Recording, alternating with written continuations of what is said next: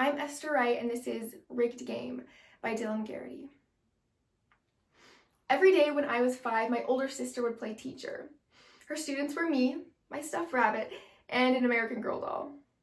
She'd line us up at the end of her bed and teach us what she'd learned at school that day. Now she teaches ESL at a school in Boston, and every week she tells me stories about her students. Anna doesn't know how to read in Spanish, much less English, but she still wants to be a writer when she grows up.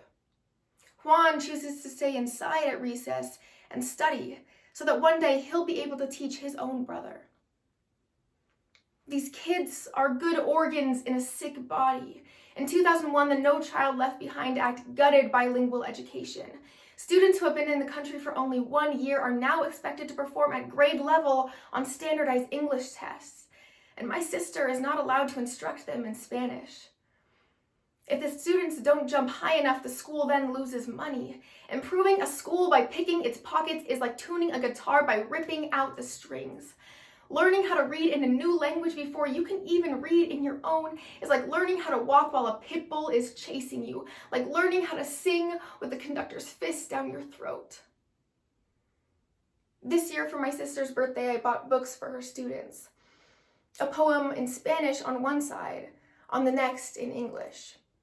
She is not allowed to instruct them on the first. Their heritage has become a banned book. Learning to read in a new language before you can even read in your own is like healing a burn victim by drowning them.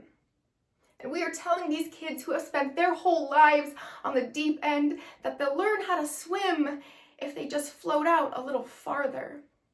And I know I am one of the winners of this game. I was handed a head start and a rule book in my own tongue, but the winners of a rigged game should not get to write the rules.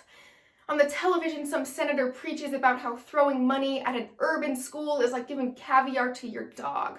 They just won't know how to appreciate it. And after all, if these parents can't take care of their kids, then why should we? Well, tell that to Anna, who has my sister translate newsletters for her father because he too was never taught how to read. Tell that to Juan, whose mother and baby sister are still in Guatemala, whose father works 3 jobs. My sister tells me school is the most stable place in these kids' lives. She has been a teacher since she was smaller than they are. But since when does being a teacher mean swearing not to help? Since when does being a teacher mean having your hands tied behind your back?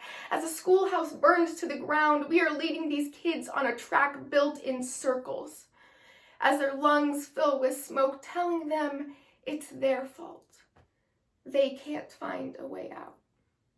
Thank you.